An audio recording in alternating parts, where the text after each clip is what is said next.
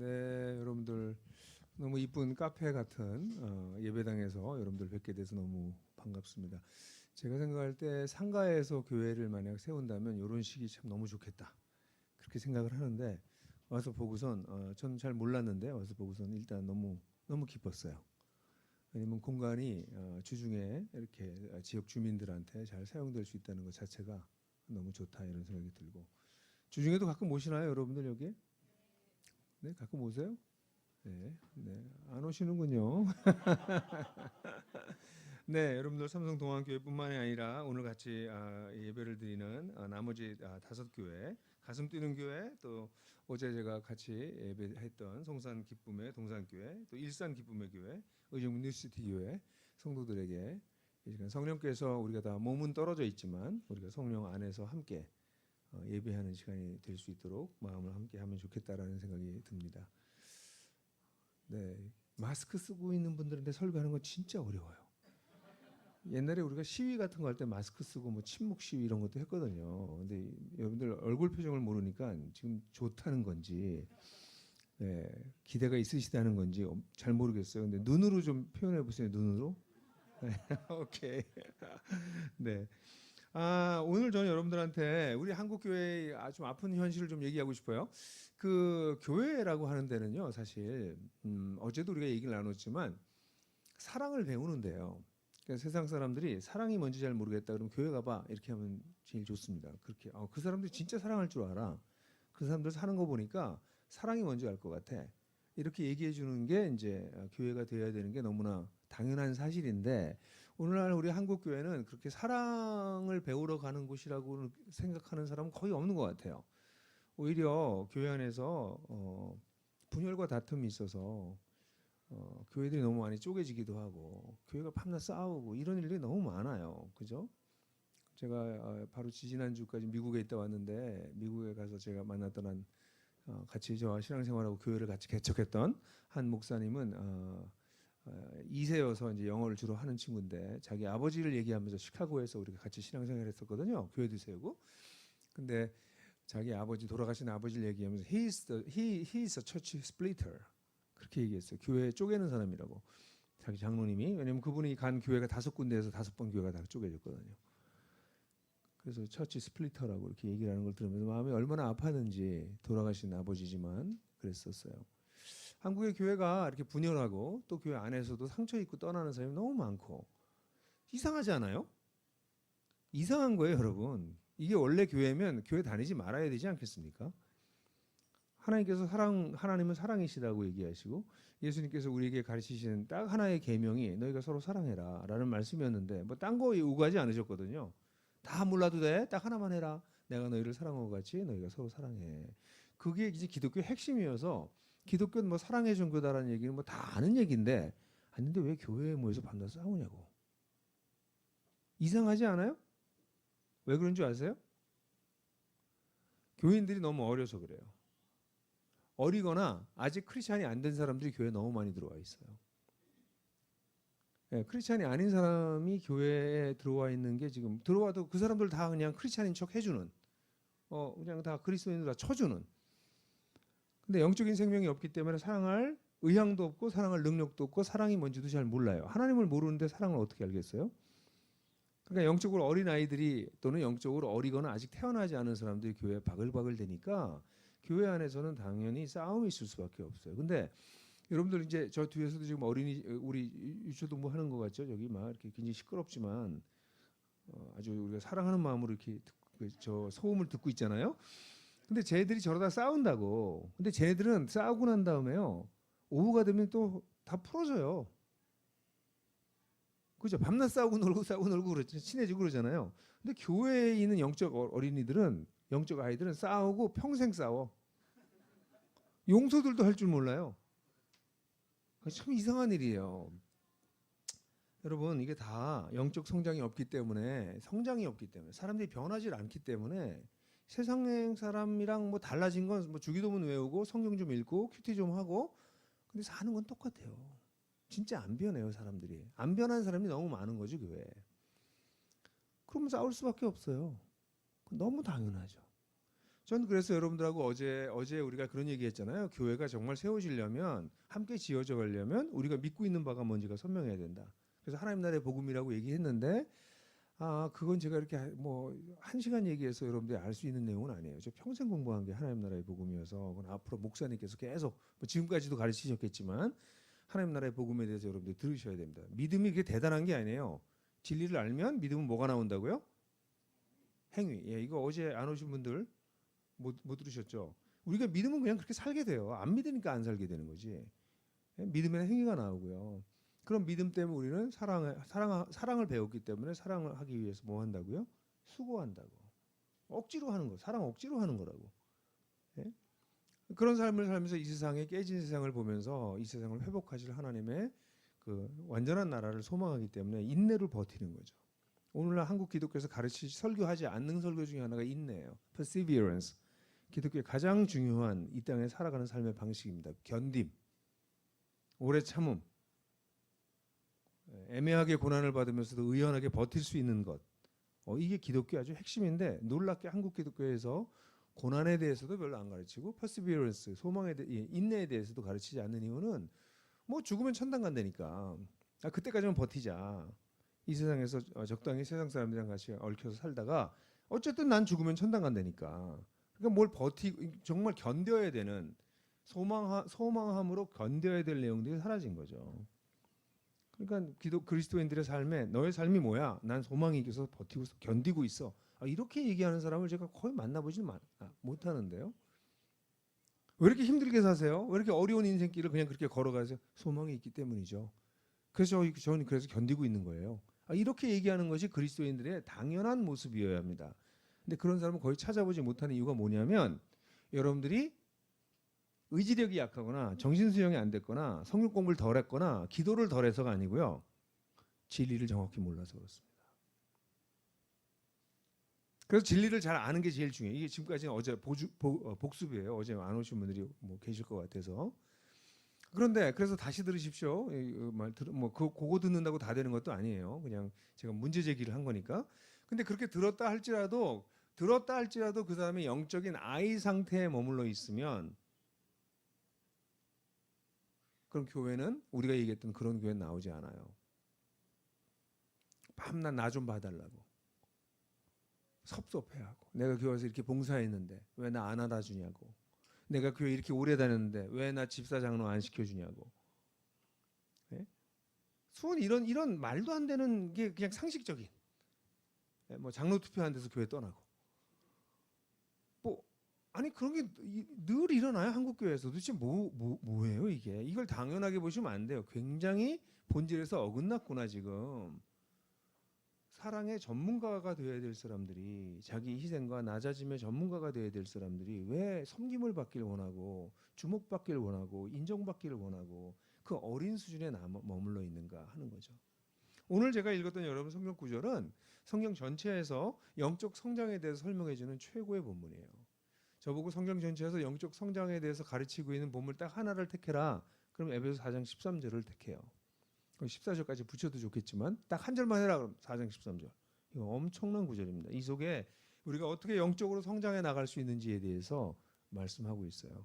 그래서 제가 짧은 시간에 여러분들 뭐 이걸 굉장히 길게 하나하나 얘기해야 되지만 제가 중요한 포인트만 잡아드릴 테니까 앞으로 더 성경을 보시면서 연구하시고 또 이후에 또 우리 목사님들과 함께 이런 내용들을 가지고 진짜 여러분들이 성장해 나가셨으면 좋겠어요. 여러분 먼저 하나님이 여러분들 향해서 꿈을 가지고 있어요. 아세요? 진짜 꿈을 가지고 계세요. 한 분 한 분을 향해서. 안 믿지? 안 믿어요 사람들이. 하나님 나를 향해서 꿈을 가지고 있다고? 이 본문에 보면 어떻게 얘기하고 있냐면 우리 모두가 그리스도의 장성한 분량이 충만한 데까지 이른다 이렇게 나옵니다. 이 표현이 좀 복잡한 표현이지만 그 얘기 딴 얘기가 아니라 예수님이 이 땅에 오셨을 때 아기의 깃으로 오셨잖아요. 근데 예수님이 나중에 사역하실 때 완전히 장성한 모습이었잖아요. 예? 그래서 완전히 완성된 어떤 한 모습이었죠. 그렇게 완성된 모습, 예수님이 다 성장하셔서 공생에 나오셨을 때 그 모습 같이 되자는 거예요. 바울이 얘기하는 게.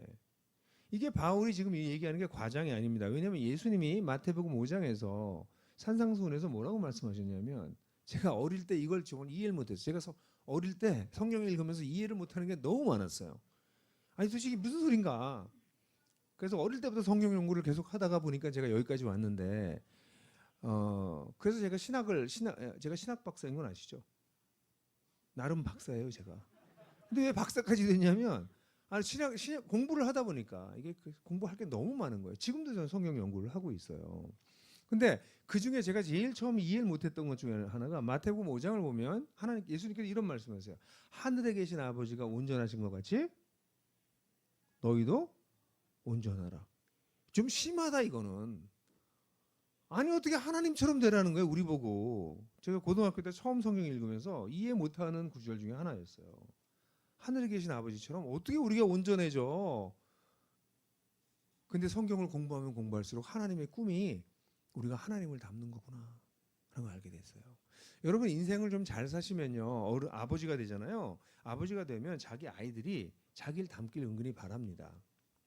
반대로 자기 인생을 잘못 살았다고 생각하면 내 아이가 나를 닮으면 안 된다 이런 생각을 또 해요. 그죠? 이게 인간이 가지고 있는 기본적인 자세예요. 근데 하나님 아버지는 나를 안 닮았으면 좋겠다가 하실 이유가 하나도 없는 분이세요. 그래서 하나님은 우리를 바라보면서 나를 닮았으면 좋겠다. 왜냐하면 하나님은 우리를 만드실 때 하나님의 형상으로 만드셨어요. 원래. 근데 죄로 인해서 형상이 깨졌거든요. 그래서 인간이 다 이상한 게 뭐냐면 뭔가 다른 게 있어. 인간은 동물하고 너무 달라요. 인간이 동물하고 비슷하다. 정말 진화론의 진화 기제는 믿을 수 있지만 있을지 모르지만 아니 어떻게 인간이 동물하고 다 같은 종류라고 얘기할 수 있지? 완전히 다른 종류잖아요. 우리가 죄로 인해서 하나님을 떠난 것으로 말미암아 우리 인간이 아주 심각하게 왜곡됐음에도 불구하고 우리 속에는 하나님을 닮을 수 있는 굉장히 많은 요소가 있어요. 그러니까 여러분들은 사랑을 찾죠? 정의를 불의를 보면 약간 화가 나죠? 어떻게 저럴 수가 있지? 예? 근데 동물들은 안 그래요. 자기가 낳은 새끼도 잡아먹어요. 그걸 보고 막 동물들이 막 분노해가지고 막 동물이 모여서 회의를 하고 말이지. 이런 거 안 한단 말이죠. 예? 근데 인간은 저건 잘못해서 싸울 힘이 없어서 용기가 없어서 잘못됐어요라고 소리는 못해도 속으로 막 부부를 끓는 거지. 어떻게 저럴 수가 있어? 저러면 안 되지. 이게 다 뭐예요? 하나님의 형상이 우리 속에 남아 있어서 그래요. 그것뿐이 아니에요. 막 기쁘고 제가 어제도 얘기했지만 저는 아침을 안 먹기 때문에 빨리 예배 끝나고 밥 먹어야 되지. 오늘 도대체 어떤 밥을 날 대접을 할까 이런 생각을 막 하잖아요. 그런 기대감 막 상상을 하고. 이게 다 인간이 가지고 있는 독특성이에요.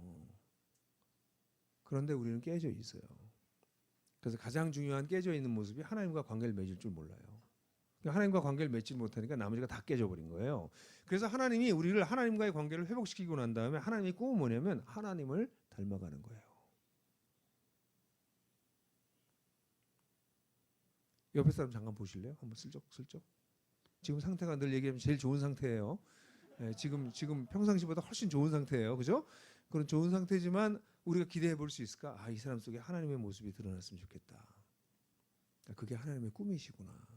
그게 우리 꿈 아닌가? 우리도 인생을 살면서 여러분 나이가 드는 것에 나이가 들면서 사람들이 왜 허무해야 하는지 아세요?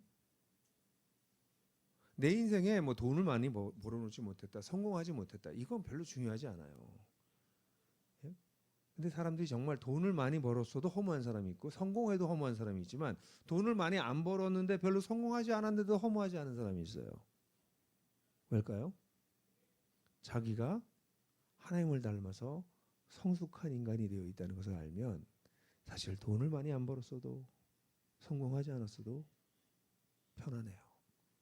근데 돈을 아무리 많이 벌었어도 세상의 꼭대기까지 저 높은 데까지 올라간 사람들도 자기 속이 공허한 이유는 자기가 변하지 않았어.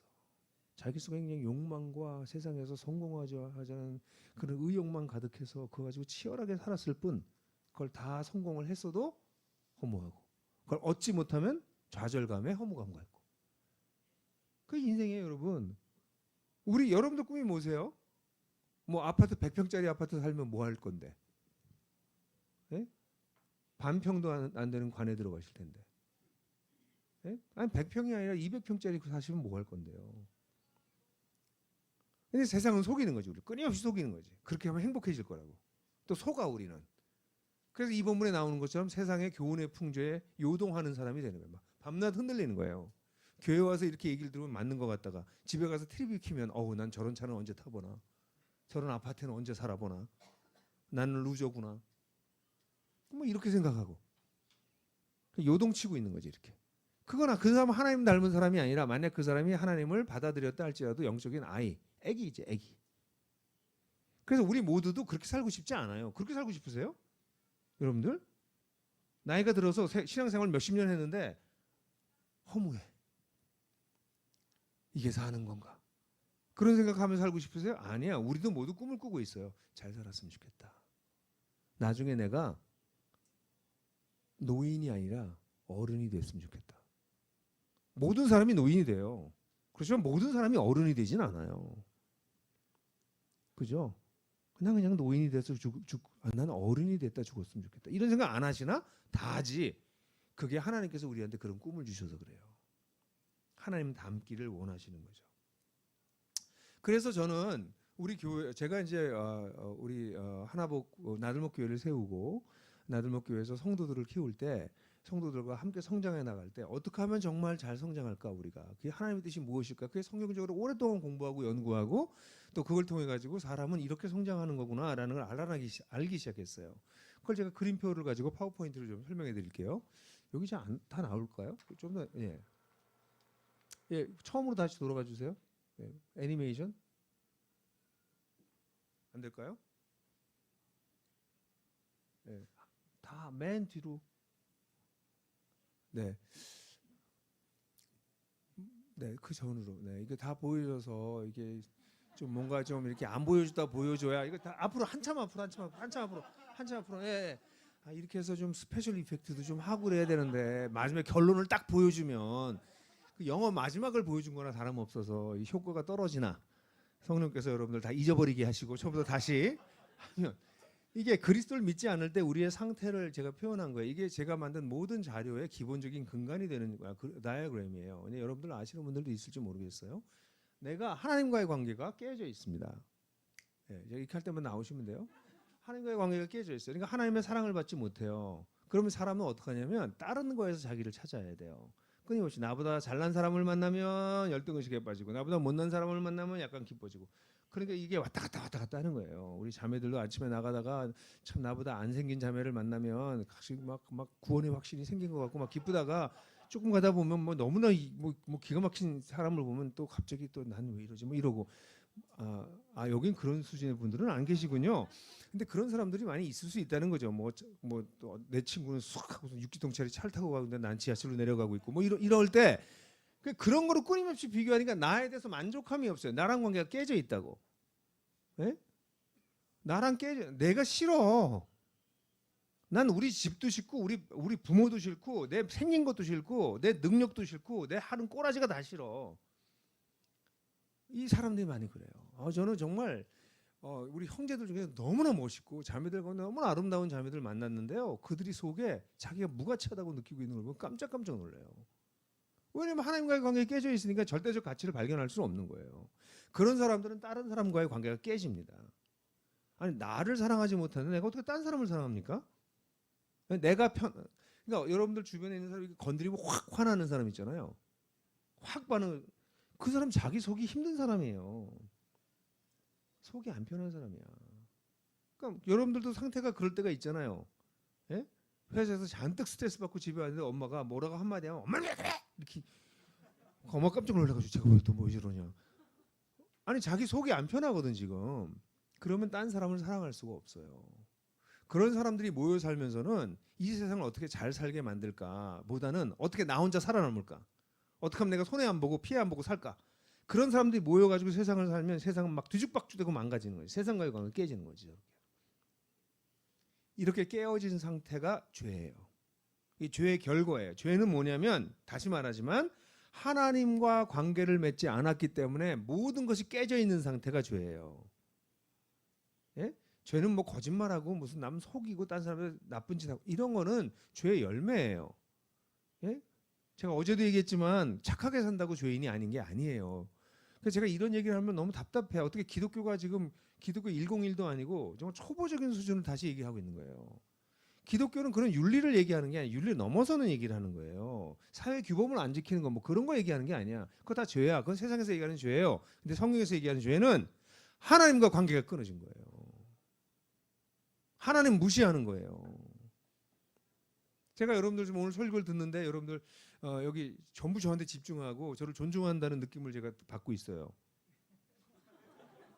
그죠? 거의 그러신 것 같아. 한두 명은 약간 저 사람이 뭘까? 약간 그런 의심의 눈초리로 저를 보곤 하지만 무시는 안 하고 있어요.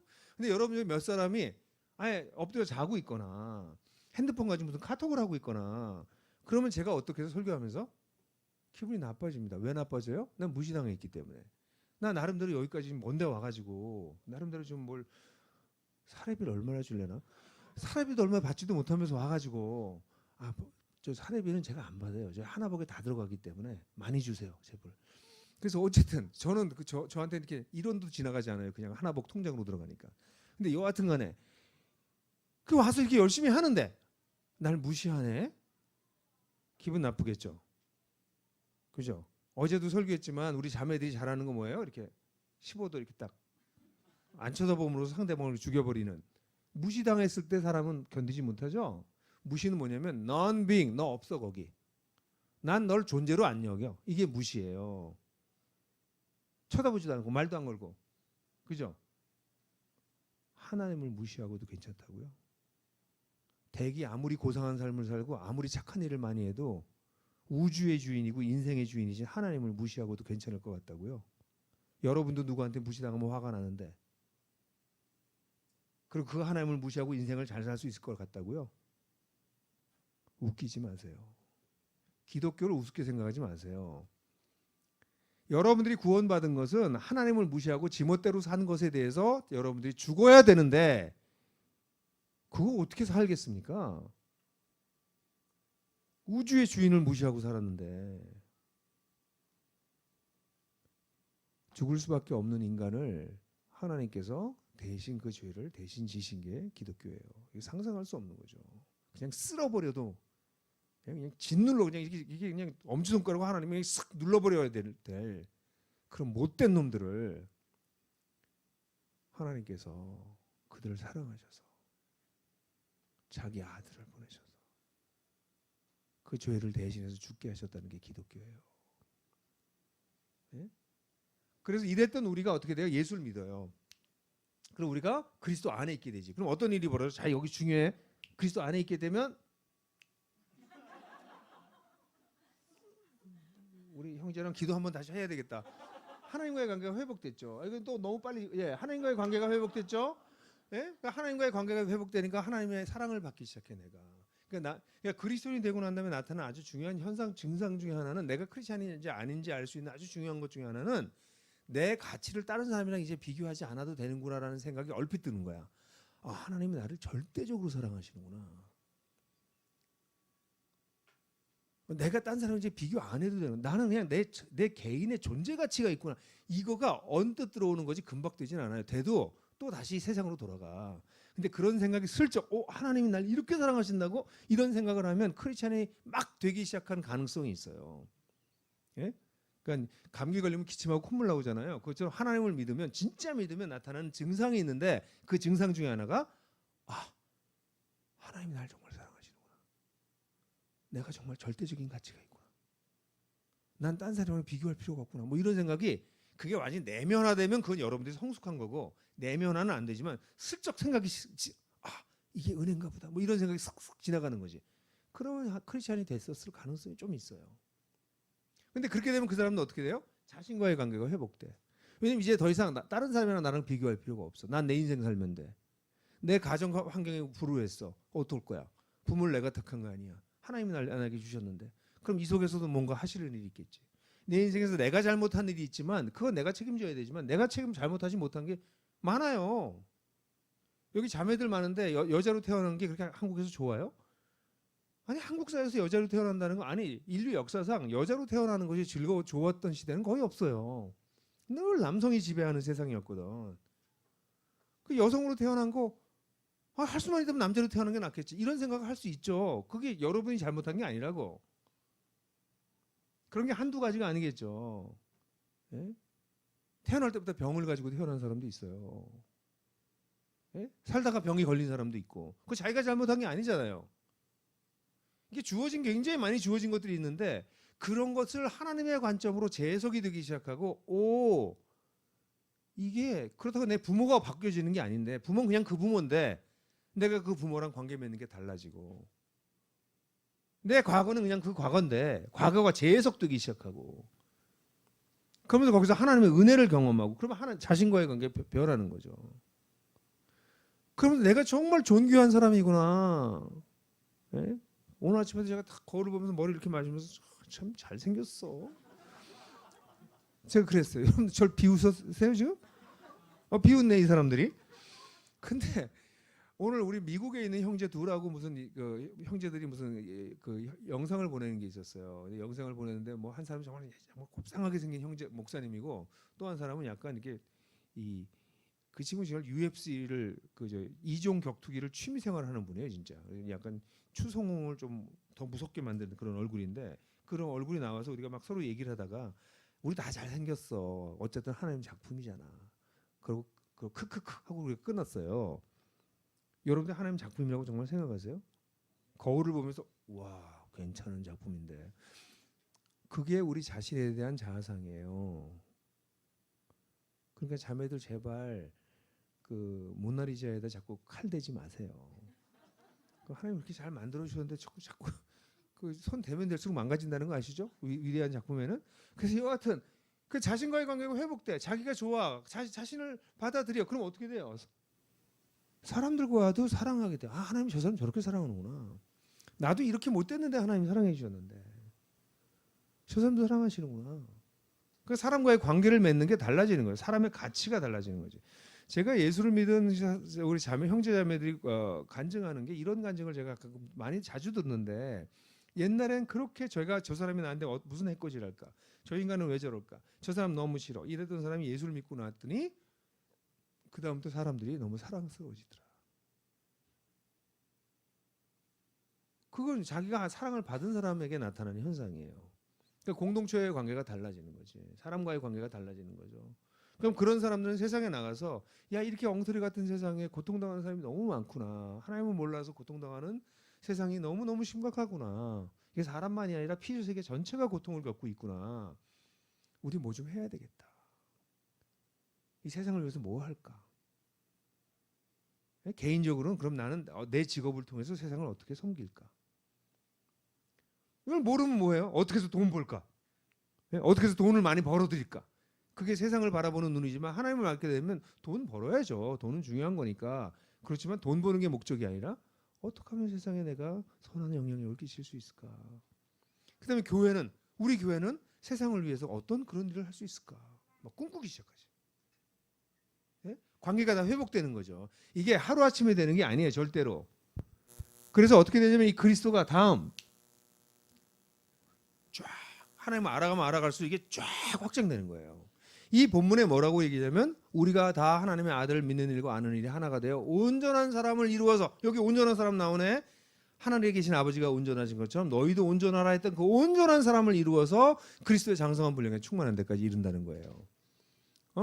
그러니까 영적 성숙이라는 건 뭐냐면 기도를 아무리 잘하고 성경을 달달달달 외우고 40일 금식 기도를 해도 자기를 용납하지 못하는 사람도 있어요. 그래서 나는 뭐 신학교 나왔어요. 난 신학 박사예요. 그럼 뭐예요? 사람 사랑할 줄 모르는데. 그게 영적 성숙이 아니에요. 여러분들 성경책을 아무리 열심히 공부하고 뭐 기독교 서적을 읽고 와서 무슨 훈련을 받고 다 해도 여러분 스스로를 사랑할 줄 모르고 다른 사람을 사랑할 줄 모르면 다 사실은 약간 핀트를 놓친 거예요. 지금 한국 교회 그런 사람이 너무 많아요. 뭐 찬양도 인도할 줄 알고 뭐 세미나도 인도하고 아는 건 다 알고 무슨 얘기만 줄줄 얘기하고 근데 집에 가면 사람들이 그 애를 싫어해요. 그 아빠가 들어오면 싫어해요. 엄마가 들어와도 엄마도 싫어해요. 아들, 딸이 집에 들어와도 싫어해. 야, 넌 좀 집에서 좀 잘 좀 해라. 그게 지금 한국교회 문제예요. 그러니까 정말 영적으로 균형 있게 이걸 균형 있는 성장이라고 저는 부르는데 이렇게 균형 있는 성장을 한 사람들이 많지 않아요. 그래서 젊은 사람들이 보면서 아, 우리 교회 저렇게 저런 분처럼 나도 돼야 되겠다. 그런 사람들이 많지가 않아.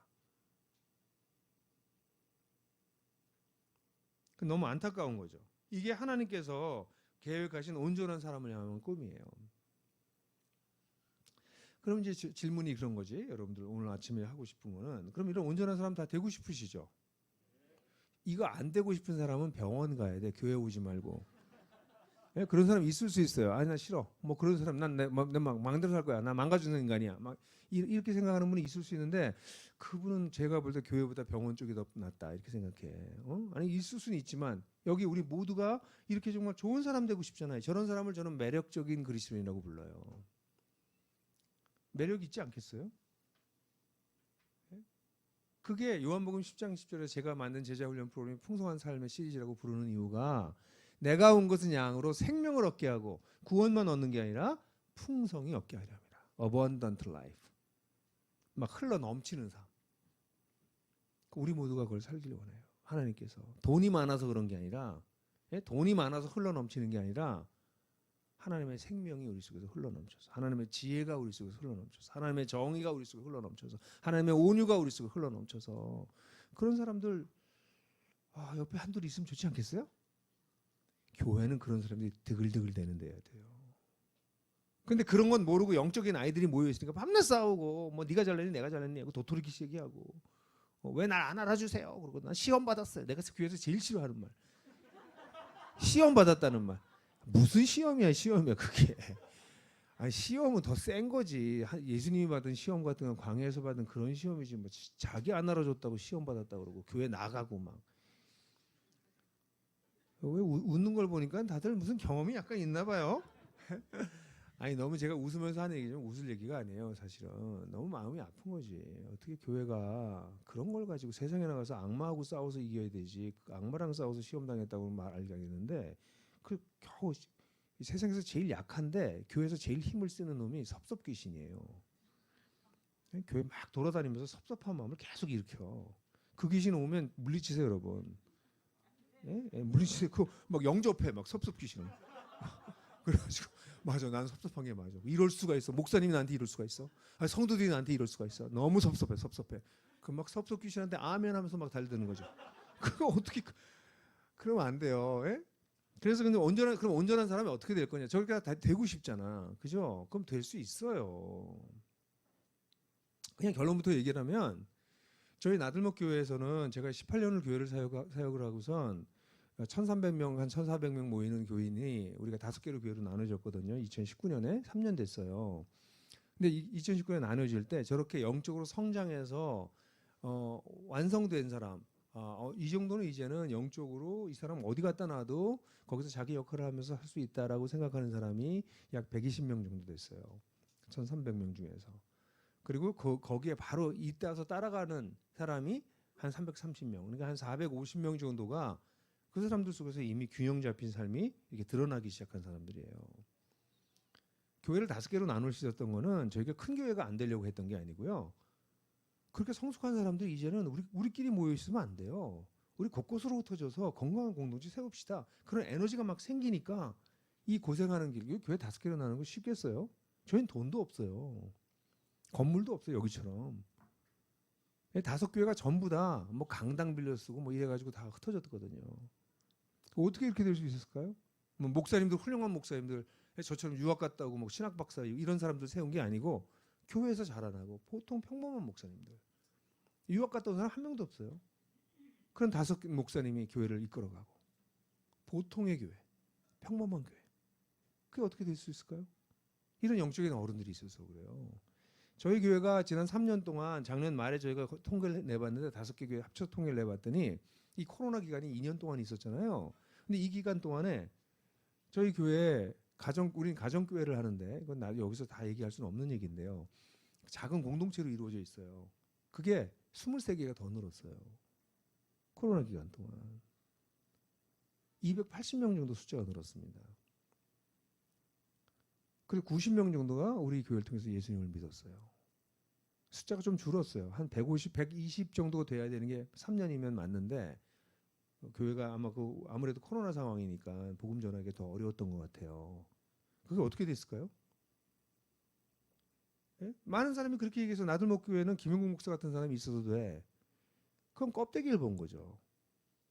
저 이제 없었거든요. 다섯 교회는. 전 뒤로 빠졌거든요. 근데 어떻게 이렇게 됐을까요? 그럼 다섯 교회 목사님도 훌륭한 목사님을 세웠군. 아니거든요. 그냥 평범한 목사님, 좋은 목사님들이세요. 40대 초반 중반에 젊은 목사님들이에요. 근데 어떻게 그렇게 됐을까요? 저런 성도들이 교회에 쫙 포진해 있는 거죠. 어마무시한 교회예요. 저희 교회를 제가 이렇게 얘기해서 그렇지만 그냥 사람을 많이 모아놓는 교회랑 다른 교회예요. 그게 어떻게 됐냐면 그게 바로 교회 안에 들어왔던 성도들이 성장해서 변화됐기 때문이에요. 그러니까 저는 이번에 여러분 다섯 교회에 와서 교회들이 작다. 뭐 어때요? 작으면 처음부터 다 작게 시작하는 거지. 예? 근데 작은데 뭐 하고 있느냐가 중요하다는 거예요. 모여서. 사람 많이 끌어모으려고 여러 가지 생각을 하는 게 아니라 한 사람 한 사람이 영적인 어른으로 성장해 가고 있으면 돼요. 근데 이런 영적 성장은 이루어지지 않고 프로그램 계속 돌리고 예배 계속 드리고 뭐 계속 무슨 모임하고 사람은 안 변하면 그게 지금 우리 한국 교회 문제예요. 뭐든지 다 해. 안 하는 게 없어요. 근데 그 모든 게 뭘 위한 거예요? 하나님을 닮아가는 것을 위한 것이에요. 근데 하나님을 닮아가는 것이 없다면 그 모든 것이 헛짓이에요. 성경을 그렇게 많이 알아서 뭐가 그렇게 인문학 책을 읽으세요. 차라리 그럼 밖에 나가서 아는 척이라도 하지. 성경 공부 많이 한다고 사람이 변하는 게 아니에요. 네, 그럼 신학 박사들은 다 뭐 성자가 됐게. 제가 만난 신학 박사들 중에서 정말 크리스천답지 않은 신학 박사들 얼마나 많이 만나는데 신학교 나오면 다 될까요? 그럼 뭐 우리 한국의 목사님들이 정말 얼마를 배출했는데 그럼 그 성자가 수만 명 있어야 되는데 그런 거 아닌 거가 다 나타났잖아요. 그럼 어떻게 성장할 거냐는 거야. 우리가 핵심이 뭐냐? 이 본문에 나와요. 우리가 하나님의 아들을 믿는 일과 아는 일에 다 하나가 돼요. 핵심은 이 성장의 핵심은 그리스도를 아는 것과 믿는 일이에요. 여러분들 그리스도 알아가고 계세요? 예수님을 알아가고 계세요? 예수님 우리 하나님의 아들이고 나를 위해서 대신 돌아가시고 부활하셨고 다시 오실 분이시죠. 그거밖에 모르시죠? 예수님이 그렇게 단순한 분이세요? 예수님의 그 고귀한 인품과 그 한 사람 한 사람을 만져주시는 그 섬세함과 이런 어떤 인간적인 뿐만이 아니라 예수께서 처음부터 오셔서 돌아가실 때까지 하나님 나라를 계속 가르치셨는데 그 하나님 나라 오셔서 돌아가실 때까지 하나님 나라만 가르치셨어요. 근데 크리스천들한테 하나님 나라를 물어보면 죽은 다음에 가는 데 아닌가요? 또는 우리 마음에 오시는 거 아닌가요? 뭐 조금 더 신학책 읽은 사람은 하나님의 통치를 얘기하는 게 아닌가요? 뭐 그 정도밖에 얘기 못해요. 하나님 나라가 고작 그거라고요. 내 마음에 오는 거, 죽으면 가는 거, 하나님의 통치 그거 얘기하려고 예수님이 오셔서 십자가에 죽으시고 부활하셨다고요. 사복음서가 그걸 하나님 나라에 대해서 설명하는 책이 그렇게 여러 권 쓰여진 게 여러분 하나님 나라 잘 몰라요 오늘날. 제가 어제 얘기했죠. 그래서 그냥 하나님 나라가 없는 기독교와 하나님 나라를 받아들인 기독교가 어떻게 다른지 그림표 보여드렸죠. 이따 오후에도 한번 다시 보여드릴 거예요. 그건 그냥 그림표가 아니에요. 성경 자체에 이쪽에 프레임워크에 준 것들, 성경 전체를 바라보게 하는 퍼스펙티브예요. 근데 그 중요한 걸 놓쳐버리니까 그러니까 그리스도를 모르니까 그리스도를 안다고 생각하는 거예요 다. 그러니까 내재사하신 예수님 그것만 믿으면 된다고 생각하는 거예요. 아니 그러니까 천당 가는 복음밖에 없는 거지. 내재사한 예수님. 그러니까 그분 믿고 난 죽으면 천당 가. 아니 그러니까 기독교가 너무 형편없어진 거예요. 어제 제가 얘기했잖아요. 물병이 있는데 이게 다 물병이잖아요. 이 뚜껑만 얘기하면 이것도 물병 중에 일부지. 근데 이게 물병이라고 얘기하는 거예요 지금. 예수님이 우리 죄를 위해서 돌아가셔서 우리가 구원의 확신을 얻고 천국 가는 건 맞습니다. 근데 그게 전부가 아니라고. 그 다음에 이만큼 잔뜩 있다고. 죽어 평생 살피고 공부하고 알아가도 담이 없는 게 그리스도예요. 그분을 알아가면 알아갈수록 그분에게 매료당하고 그분에 의해서 내가 사랑하게 되고 그분 따라가고 싶고 그렇게 되는 분이 그리스도라고. 근데 내 죄 위해서 돌아가신 예수님 그것만 딱 믿어. 그래서 기독교의 성장의 기본적인 핵심은 뭐냐면요. 여러분들 기도를 몇 시간 했냐, 뭐 착한 일 얼마나 많이 했냐, 헌금 얼마나 많이 했냐, 봉사 얼마나 했냐 다 비본질적인 것이에요. 본질은 내가 그리스도를 알아가고 있는가. 그리스도를 더 많이 깊이 믿게 됐는가? 그거예요. 와, 주님이 지금도 일하시니까 나도 주님과 함께 일해야지. 주님이 이런 분이시니까 내가 주님 이렇게 따라가야지. 이게 날마다 여러분들 새로워지냐고. 왜냐하면 성경 전체는 마태, 마가, 누가, 요한복음은 예수가 그리스도라고 하는 걸 직접적으로 증언한 책이고, 그 다음에 나온 사도행전부터 끝까지는 예수가 그리스도라고 고백한 사람들이 어떻게 살았는지를 얘기한 책이고, 구약 전체는 그리스도이신 예수를 기다리는 책이에요. 그래서 성경을 읽으면 읽을수록 우리는 그리스도를 발견하게 되는 거야. 근데 그리스도 빼고 밤낮 약속의 말씀 찾고 자기 원하는 것만 뽑기 하는 식으로 그렇게 성경 읽어가지고 어떻게 변하겠어요? 성경이 얘기하는 바는 그런 게 아니에요. 예수가 그리스도이시다. 예수가 메시아이시다. 하는 엄청난 메시지를 전하고 있는 거거든요. 그래서 온전한 사람이 되려면 이 균형 잡힌 성장이 그걸 알아가셔야 돼요. 그러니까 평생 여러분들 알아가시면 여러분들 예수님처럼 멋지게 될 거예요.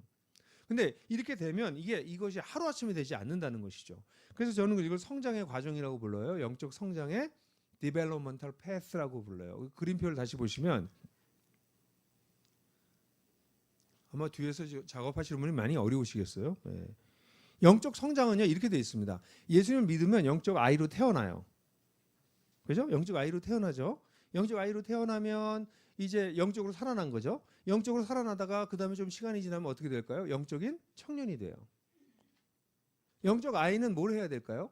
그냥 엄마 품에 안겨 있으면 돼. 형아랑 누나들이 도와주면 돼. 언니, 형아, 누나 뭐 이런 분들 옆에서 도와주면 잘 돌봐주면 돼요. 영적인 어린아이들은 혼자 못 커요. 잘 돌봐줘야 돼. 그럼 영적 청년이 돌봐주고 영적 부모가 돌봐주다가 영적 아이가 시간이 지나면 어떻게 돼요? 자립심도 생기고 내가 누군지도 알고 내가 무슨 일을 해야 될지도 알고 내 소속감도 생겨요. 제가 막막 얘기했지만 중요한 게 다 얘기한 거예요. 자립심, 소속감, 사명감, 정체감 이런 게 생긴다고. 그럼 영적 청년이라고 말할 수 있어요. 그럼 이런 사람들은 적어도 한 명 한 명에게 동생들 돌볼 줄 알아. 근데 영적 청년이 됐다 그 다음에 이 사람이 공동체를 이끌고 공동체를 세우고 이끌어가는 사람이 되면 영적인 부모가 되는 거죠. 영적인 부모는 어떤 사람이에요? 공동체를 이끌어가는 사람들이에요. 세우고 이끌어가는 사람이에요. 그게 영적인 부모지. 그래서 왜 안 나올까요? 이게? 네. 혹시 이거 뒤에 하시는 형제 좀 주무시고 계시나요? 네. 그래서 이게 세 단계로 얘기할 수 있어요. 영적인 청년, 영적인 아이, 영적인 청년, 영적인 부모 이렇게 세 단계로 영적 성장을 주로 성경에는 그래서 우리가 읽었던 본문에서 나왔던 것처럼 더 이상 어린아이가 되지 말아야 된다 이렇게 표현하고 있잖아요. 그다음에 청년들에 대한 얘기도 나오고 영적인 아비들에게도 얘기하는 말이 나와서 실제로 성경은 영적 청년, 영적 아이, 영적 청년, 영적 부모까지 세 단계를 얘기를 해요. 이것이 성장의 과정인데 저는 그게 조금 과정이 너무 길다. 그래서 그거를 둘씩 나눠서 전체를 7단계로 하나님을 아직 믿지 않는 사람이 찾는 이고 그다음에 영적인 청년은 영적인 아이는 막 예수님을 믿었다면 결신자. 그다음에 예수 믿고 좀 성장하면 성장 초신자. 그러다가 이게 이제 영적인 아이를 지나가서 그다음에 어떻게 되냐면 영적인 청년이 되면 처음에 자립하게 돼요. 자립신자. 자립신자가 됐다 그다음에 뭘 하고 싶으냐면 내가 이제는 딴 사람도 돕고 뭐 좀 하고 싶어. 그래서 사역 준비자가 돼요. 이게 영적 청년이에요. 그다음에 영적 청년에서 그다음에 나오는 게 사역자가 되는 거예요. 사역자는 뭐냐면 이 목사가 된다는 게 아니고 전도사가 된다는 게 아니라 사실은 모든 성도가 사역자가 될 수 있어요. 그 사역자는 뭐냐면 공동체를 세우고 재생산을 하고 사람을 키울 줄 알고 그런 사역자가 되는 거예요.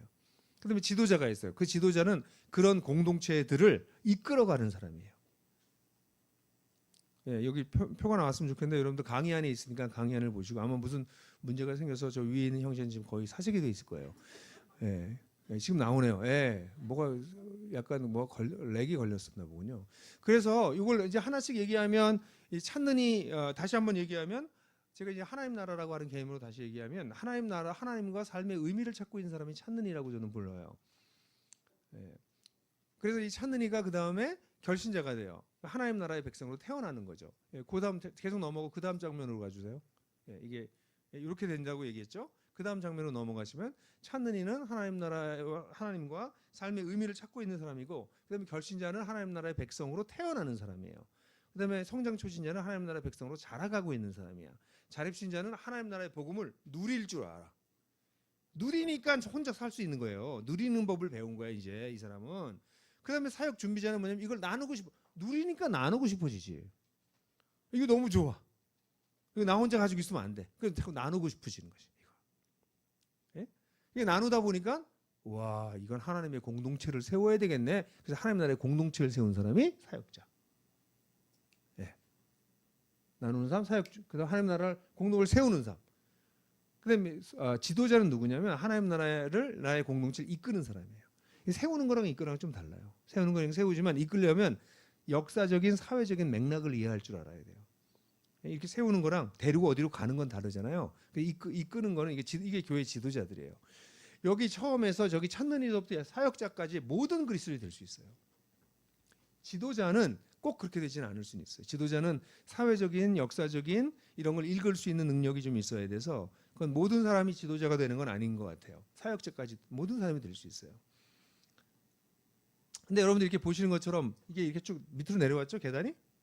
이거 제가 공부하고 연구하고 만들어낼 때 처음에 계단을 올라가는 계단으로 만들었어요. 그랬더니 저랑 같이 스터디를 하고 있었던 스텝 중에 한 사람이 저에게 말하기를 목사님 영적 성숙이란 낮아짐과 비움이라고 말씀하셨는데 이걸 계단을 이렇게 올라가게 하면 이거 마치 높이 올라가는 것 같습니다. 그러더라고요. 그래서 맞다. 뒤집어라. 그래서 뒤집은 거예요. 실제로 나들목의 성도들은 이쪽으로 내려올수록 헌신합니다. 낮아집니다. 교회에서요 헌금을 얼마 했느냐는 사실은 얘기하기가 어려워요. 왜냐하면 그 사람의 자산 규모가 다르기 때문에 헌금 양을 가지고 얘기하는 건 너무 자본주의적이야. 그렇잖아요. 연봉이 1억인 사람들도 있고 연봉이 2천을 겨우 하는 사람이 있어요. 그럼 1억인 사람이 11점은 1,000만 원이잖아요. 2천인 사람이 11점이 200인데 그걸 비교하면 안 된다고. 과부의 두렙돈과 부자들의 뭐 100데나리온 이런 거 비교하면 안 된다는 거예요. 그런데 우리가 공평하게 가지고 있는 게 있어요. 뭘까? 시간이에요. 시간은 모두가 24시간 공평하게 가지고 있어요. 그래서 저희 나들목 교회에서는 시간 봐요. 시간. 돈 같은 건 안 봅니다. 헌금 얼마 했느냐 이런 거 뭐 잘 보지 않습니다. 우리 정확하게 다 계수는 하지만. 그래서 실제로 영적인 여기 사역 준비자 요 정도 여기 사역 준비자 정도 되는 사람이 일주일에 교회 공동체와 관련돼서 뭐 예배드리고 하여간 뭐 여러 가지 교회 공동체와 관련돼서 시간 쓰는 게 한 11시간에서 14시간 써요. 여기 요 정도 되면 일주일에 14시간, 15시간에서 보통 18시간에서 20시간까지 씁니다. 20시간 하프타임. 그래서 사람들이 저희한테 물어봤어요. 옛날에 목사님 교회 사역자가 몇 명이에요? 그러면 뭐 월급 받는 사람 얘기하는 거예요. 정말 교회를 함께 세우는 사람을 얘기하는 거예요. 이렇게 물어봐야 돼. 왜냐면 교회 전도사들보다 일을 더 많이 해 이분들이. 예? 이걸 시켜서 하겠냐고요. 영적으로 성장했으니까. 꿈을 꾸기 시작했으니까. 다른 세상을 봤으니까. 저렇게 사는 거죠. 생각해 보세요. 일주일에 20시간을 성도들과 사람을 세우는데 교회를 프로그램을 돌리는 게 아니에요. 사람 세우는데 20시간 쓰는 사람이 120명이 있는 교회가 어떤 교회겠어요.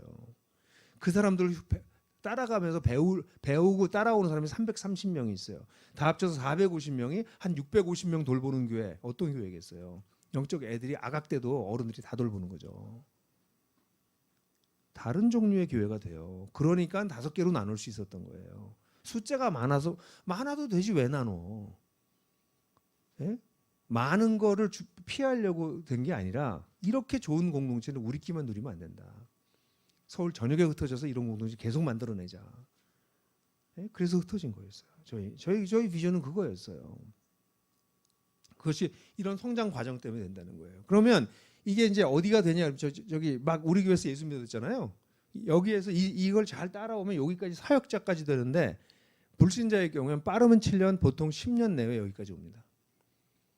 예수 믿고 성장하기 시작하면 10년 정도의 사역자까지 와요.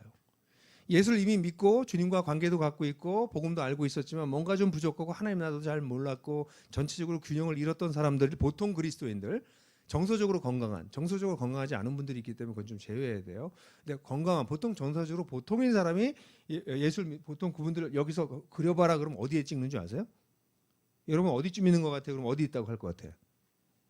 대부분 여기 찍어요. 영적 아이에서 영적 청년으로 넘어가기 직전에다 찍습니다. 왜 그럴까요? 영적 아이 저 밑에다 하기엔 자존심이 상하고, 영적 청년으로 넘어갔다가 뭐 시킬까 봐 무서워서 못하고, 그래서 그 전쯤에다 딱 찍어요. 제가 여러 번 해봤는데 다들 거기다 찍더라고.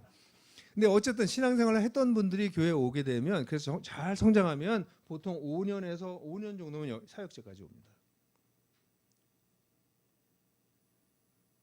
영적으로 성장하는 게 이상한 일도 아니고요, 그렇게 어려운 것도 아니에요. 하나님이 그렇게 어려운 일을 우리한테 시킬 리가 없어요. 하나님이 그렇게 원하신다며, 예? 하나님이 그렇게 원하시는 일이 그렇게 어렵게 될 리가 없잖아요. 자기 아들까지 죽여가면서 우리를, 당신을 닮아가게 만드셨다는데, 이거 그렇게 해놓고 난 다음에 그 다음에 우리가 하나님 닮아가는 건 너무 어렵게 만들어서 그렇게 되는 사람이 거의 드물게 만들면 그거 하나님 이상한 분 아니야? 아들을 우리에게 주시기까지 은혜를 막 퍼부어주신 분이, 아니 그럼 그렇게 해서 우리를 결국 천국 가게 하려고 하냐고. 아니라니까. 이 땅에서 하나님을 닮은 사람들이 많이 생겨서 하나님은 눈에 보이지 않지만 우리를 보고 딴 사람들이 아 하나님이 정말 살아계신가 보다 라는 생각을 하게 만들려고 우리를 구원하신 건데, 그 일을 어렵게 하시겠냐고. 그렇게 어려운 거 아니에요. 그렇게 성장하게 된다는 거죠. 그럼 이런 성장을 위해서 필요한 돕는 자료들이 있어요. 그건 제가 이걸 이렇게 넘어가려면 도움되는 필요가 있겠죠. 그러니까 저는 뭐 한 거냐면 이 자료들을 만들었어요. 그 자료들을 왜 만들었냐면 성도들이 직접 그걸 하게 하기 위해서요. 목사님들이 안 해도 성도들이, 우리 목사는, 저는 목사인 게 굉장히 자랑스럽고 목사는 굉장히 소중한 사람들이에요. 그렇지만 여러분들이 목사한테만 의존하는 사람이면 그건 구교로, 천주교로 가세요. 그게 천주교예요. 사제만 의지하는 것. 기독교는 사제를 의지하는 게 아니에요. 목회자를 의지하는 게 아니에요. 목회자를 존중하지만, 리스펙트하지만 독립적으로 쓰는 거예요. 여러분 스스로가 제사장이 되는 거예요. 예? 그게 만인 제사장이라고 하는 종교개혁의 중요한 기치였죠. 그러니까 정확하게는 전신자 제사장이에요. 여러분 모두가 제사장이세요. 이걸 가르쳐주는 교회도 많지 않고요. 저는 목사님들 나쁜 분들이라고 생각해. 우리 모두가 제사장인데 자기 혼자 제사장인 척해. 그분들 나쁜 사람이야. 아니 하나님께서 우리를 다 제사장으로 삼으셨는데 왜 자기만 제사장이 돼? 그걸 안 알려주는 목사님들도 문제지만 알려주는 교회에서도 제사장 역량을 갖추게 하는 교회는 거의 없어요. 아니 제사장이 되면 뭐합니까? 제사장 노릇을 해야지. 역할을 할 줄 알아야죠. 엄마가 되면 뭐합니까? 엄마 역할을 해야지 엄마지. 그러니까 하나님은 우리에게 제사장이라고 하는 신분만 주시는 것이 아니라 제사장 역할을 정말 하기를 원하시거든요. 여기까지 오면 제사장 역할을 하는 거예요. 제사장이 뭐예요? 딴 사람을 하나님께로 올 수 있게 도와주고 하나님을 예배할 수 있도록 도와주는 사람이 제사장이잖아요. 그러니까 여기 있는 사람들은 하나님을 다 따라가고 하나님을 닮아가고 하나님을 예배하고 하나님을 사랑할 수 있게 도와줄 수 있는 사람이 됐으니까 사역자인 거지. 그러니까 여기까지 이렇게 되면 사람들이 점점 좋아지는 거죠. 그래서 그렇게 할 수 있도록 저는 제가 연구하고 고민하고 교회에서 10여 년 동안 연구해서 만들었던 자료들을 이제 자료로 만들어내기 시작한 거죠. 그래서 성도들이 그걸 쓸 수 있게. 교회에서 프로그램으로 돌리는 게 아니에요. 그걸 가지고 사람이 변화될 수 있도록 돕는 자료로 만든 거죠.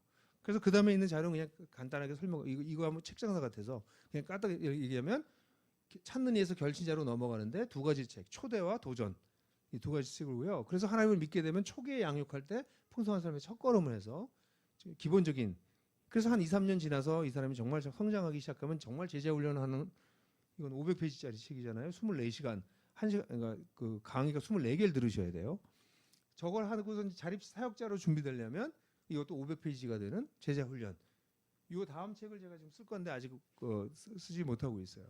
그건 공동체 기독교의 삶의 방식이라는 책인데 거기까지 쓰면 이 시리즈는 끝날 것 같아요. 이거 왜 만드는 줄 아세요? 목사님들이 이거 안 가르쳐줘. 어떤 사람들은 이거 안 해도 돼요. 딴 자료도 좋아요. 근데 하나님 나라의 복음에 기초해서 복음을 전하고 하나님 나라의 복음에 기초해서 사람을 키우고 제자로 만들고 공동체를 세우는 자료는 아직 제가 못 봤어요. 그래서 이런 자료들 성도들한테 주고, 이게 뭐냐면 성도들이 제사장으로 살 수 있도록 일종의 무기를 손에 쥐어주는 거지. 그럼 어떤 일이 벌어지냐면 여기까지 온 성도들은 이걸 쓸 줄 알게 되는 거죠. 그러니까 본인들이 복음을 전하고요. 목사님이 전하는 게 아니라 본인들이 제자를 삼고요. 본인들이 공동체를 세우고요. 본인들이 꿈을 꾸고요. 와. 그래서 교회에 어떤 일이 벌어지냐면 저에겐 참 오호라, 저에겐 참 안타까운 일인데요. 명절이 되면 말이에요. 성도들이 목사한테 선물을 해야 되잖아. 추석이나 이럴 때 되면. 그래서 좀 큰 교회 목사님들은 나중에 차에 실을 수가 없어가지고 막 나눠주고 온다는 그런 얘기를 제가 들었는데, 우리 교회는 선물을 하나의 명절 때 한 서너 개 이렇게 잡고 갈 수 있게 정말 소량의 선물을 받고 말아요. 이 성도들이 감사하는 마음이 없구나. 근데 가만히 이렇게 살펴보니까 목자들이 이만큼씩 들고 가네. 그러니까 성도들이 자기를 사랑해주는 자기 가정교회 목자가 자기들의 영적 부모예요. 예? 영적 부모가 90개 교회가 있었으니까, 예? 부부들이 있고 싱글도 있고 해서 한 120에서 150명이 영적 부모인 거죠, 교회에. 그러니까 그들을 사랑해요. 그러니까 성도들이 나도 저런 우리 목자처럼 되고 싶대요. 성도들이 저처럼 되고 싶다는 사람은 거의 없어요. 그럼 전 목사고 전 아주 희한한 삶을 살고 있기 때문에 저걸 흉내내기는 어렵겠다. 예? 저건 저 양반은 저렇게 사는 거야. 근데 나랑 비슷하게 살고 있는 저분은 내 인생의 목표야. 나도 저렇게 되고 싶어. 교회에 그런 어른들이 막 서 있는 거죠. 그러니까 교회 안에서 갈등이 있죠. 갈등 난다고 소리 지르고 싸우고 나가고 그런 일 없어요. 그러니까 애들이 하는 짓이지. 어른이 있는 집에서 그게 됩니까? 물론 어른들이 싸우는 집은 또 큰 문제이긴 하지만, 그래서 이거 들어가셔도 돼요. 여러분, 저는 여러분들한테 지금 교회가 작다 크다 별로 안 중요해요. 교회가 크면 뭐 합니까? 영적 아이들 잔뜩 몰아놓고 10,000명 20,000명 모아놓고선, 예? 그 사람들은 아무에게도 영향을 못 끼쳐요. 자기 집에 애들조차에게도 복음을 못 전한다고. 지금 한국교회 심각한 문제가 뭐예요? 바다 건너가서 복음 전하지 못하거나 이웃에게 복음 전하지 못하는 게 아니고요. 자기 새끼들한테도 복음을 못 전해요, 지금. 왜요? 엄마 아빠가 교회에서 하는 모습과 집에 와서 하는 모습이 너무 다르거든. 그걸 보고 애들이 어떻게 기독교를 믿습니까? 그냥 위선의 종교지. 예? 제가 늘 얘기하는데 여기는 지금 상태가 제일 좋은 때라니까. 지금 최상의 상태야 지금. 집에 가야 여러분들 진짜 여러분이 나오고 그게 여러분 진짜 신앙이에요. 신앙은 거기서 얘기하는 거지 여기서 얘기해봤자 그건 다 가면 쓰고 있는데, 여러분 자식들이 여러분들이 같이 가까이 사는 사람이 내가 다른 건 모르겠지만 우리 엄마 아빠가 믿는 하나님 나도 따라가고 싶어. 나도 믿고 싶어. 그렇게 되는 게 정상이에요. 근데 그게 안 되는 이유는 뭐냐면 엄마 아빠가 영적으로는 어린아이거든. 그럼 생각해 보세요. 그런 사람이 수만 명이 있는 게 무슨 소용이 있습니까? 그걸 교회 부흥이라고 가르쳐요. 그래서 막 목사들이 교인들조차도 그런 교회가 되고 싶어해. 그게 뭐가 좋은데 그래서요. 자기 자식들한테도 복음을 못 전하는 교회를 만들면서 그게 뭐가 그렇게 좋은데요. 교회가 작아도 괜찮아요. 그게 아무 의미가 없어요. 크고 사이즈가. 근데 작지만 그 속에 있는 사람들이 예수님을 닮아가고 있는가? 점점 온전해져 가고 있는가? 자기만 온전해지는 것이 아니라 다른 사람을 온전하게 돕고 있는가? 그래서 그 교회 가면 사람들이 예수를 믿게 되고 변화되더라. 그리고 뭔가 다른 종류의 인생을 살기 시작하더라. 아마 그런 소문이 나기 시작하면 사람들이 또 그런 교회 찾아요 지금. 예? 이번 코로나 지나면서 아 저렇게 모여서 예배드리는 게 기독교가 아니구나라는 걸 이제 알아챘어 일부가. 그냥 교회에서 이렇게 번듯하게 예배드리는 게 중요한 게 아니구나. 진짜 사는 게 중요한구나. 이런 건 지금 조금씩 한국 그리스도인들도 알아채기 시작했거든요. 그럼 그런 교회가 있다면 사람들이 오기 시작하고 자기 친구 데려오고 하나님 믿게 되고 그런 놀라운 일이 벌어지죠. 저는 여러분들의 교회가 오늘 우리 같이 예배드리는 교회들이 그런 교회가 되기를 간절히 소망해요. 지금은 10명, 20명밖에 안 모이지만 그렇게 천천히 성장하면 5, 6년 내에 50명, 60명 되는 건 너무 당연해요. 한 10년 정도 지나서 50명, 60명 되는 건 너무 당연해요. 제가 어제 목사님 저희 하나복이라고 하는 채널을 가져서 거기 요즘 그런 거 하던데요. 예, 구독과 좋아요 눌러주세요. 뭐 그런 거 하던데 하나복이라고 하나님 나라 복음 DNA 네트워크 하나복이라고 하는데 거기 가셔서 하나복 교회 이야기라는 데가 있어요. 거기 들어가 하나복 채널 중에 하나복 교회 이야기 중에 작은 교회들이 어떻게 성장해서 변화되는지를 얘기를 하는 교회가 4개쯤 올라와 있는데 우리가 계속 올릴 거예요. 정말 열매를 맺은 케이스만 이거 올라왔네요. 네. 예, 저 위에 거 두 개가 좀 작은 교회들이 어떻게 개척해서 성장했는지를 얘기해 주는 교회들이니까 얘기 한번 보세요. 아, 저렇게 진짜 되는구나. 저게 나들목 교회 같이 큰 교회에서만 되는 게 아니라 저렇게 작은 교회에서도 저렇게 되는구나. 여러분 보시고 영감을 얻길 바래요. 그래서 영적 아이들만 잔뜩 모아놓은 교회가 아니라 영적인 청년, 영적인 부모가 우뚝우뚝 성장해가는 교회. 하루아침에 안 돼요. 지금부터 5, 6년 하셔야 돼요. 그죠? 그럼 5, 6년이 지나면 어떻게 돼 있어요? 다른 종류의 그리스도인들이 막 서 있는 거죠. 제가 몇 년 전에 제가 복음을 전했던 친구가 피지컬 트레이너예요. PT예요. 그 친구는 키가 190이고요. 몸무게가 보통도 100kg 왔다 갔다 하는 친구인데 이래요. 팔 둘레가 54cm가 그랬어요. 이걸 못해. 이게 안 돼요. 근데 그 친구한테 운동을 배우는데 이 친구가 저 자꾸 약을 올려요. 그것도 못하세요, 목사님은. 뭐 이렇게 자꾸. 그래서 이게 저희 덤벨을 이렇게 이두 삼두 할 때 이거 하거든요. 이거 하는데 이게 한 30kg, 한 20kg, 예, 10kg 들었으면 한 20kg에서 그 이상을 드는데 힘들거든요. 막 이렇게 하면 그 양반이 이렇게 웃으면 아유, 목사님 여자분들도 좀 하는 분들은 하는데 그렇게 힘들어하세요 이래. 그래서 막 화가 나, 약이 오르더라고요. 그래서 야, 그럼 너가 한번 시범을 보여줘 그랬더니 저희는 힘자랑 안 합니다 이러더라고요. 그래서 아니 힘자랑이 아니라 어떻게 하는지 보여줘봐. 그래서 오늘 한번 보여드리죠. 그러더니 30kg짜리 덤벨을 오른손 왼손에 들더라고. 60kg죠. 이렇게 딱 들었어요. 그래서 나를 이렇게 쳐다봐. 그래서 해요? 그래서 해봐. 그랬더니 60kg를.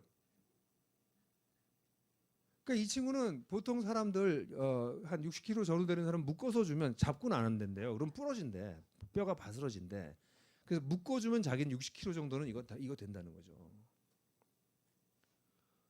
턱걸이를 하는데 힘들거든요. 제가 나이가 들어서 하면 등 근육이 발전 때 다 노화가 돼가지고 턱걸이를 또 막 놀려가지고 너 좀 해봐 그랬더니 해요? 그러더니 이렇게 하고서는 이렇게 잡았더니 여기까지 올라와. 천정이 좀 낮았어요. 그래서 천정이 뽀뽀하더라고. 이렇게 내려. 막 등이 막 근육이 막 화가 나가지고 막 이렇게 막 등으로 막 쪼여가지고 막 이렇게 하더라고. 그래서 신나더니 하나 더 보여줘요? 한 손으로 잡더니 한 손으로 막 100kg를 막 자기 몸 100kg를 그렇게 하는 거죠.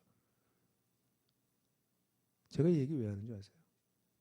여기 여자분들 근육이 약하신 분들은 100g 들고 하는 것도 힘들어요. 200g도 힘들어.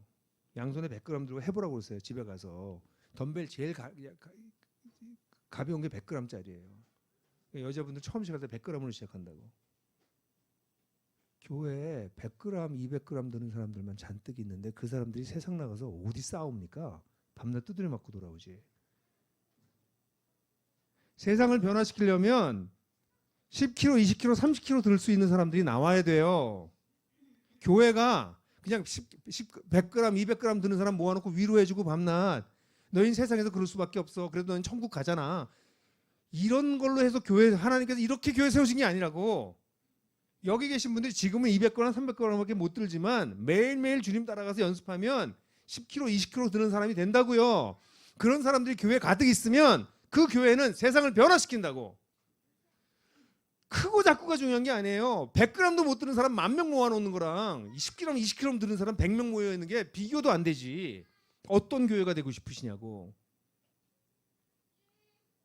여러분, 균형 있는 성장은요 단순히 프로그램 돌리는 게 아니에요. 여기 계신 모든 분들이 하나님을 닮아가는 것입니다. 하나님을 닮아가는 여러분들이 되시길 주님의 이름으로 축복합니다. 한번 기도하겠습니다. 아버지 하나님, 오늘 아침 시간에 우리 사랑하는 우리 다섯교회 형제자매들과 같이 말씀을 나눴습니다. 우리가 지금 영적인 상태가 어디에 와 있는지 모르지만 간절히 기도하는 것은 5년이 지나지 않아서 여기에 있는 모든 사람들이 적어도 영적으로 청년, 영적으로 부모에 이르는 자들이 일어날 수 있도록 주님께서 역사하여 주셔서 교회를 숫자를 키우는 것이 아니라 건물을 세우는 것이 아니라 사람을 세우는, 사람을 변화시키는 그런 놀라운 공동체 될 수 있도록 이 교회들을 축복하여 주시옵소서. 예수 그리스도의 이름으로 기도했습니다. 아멘.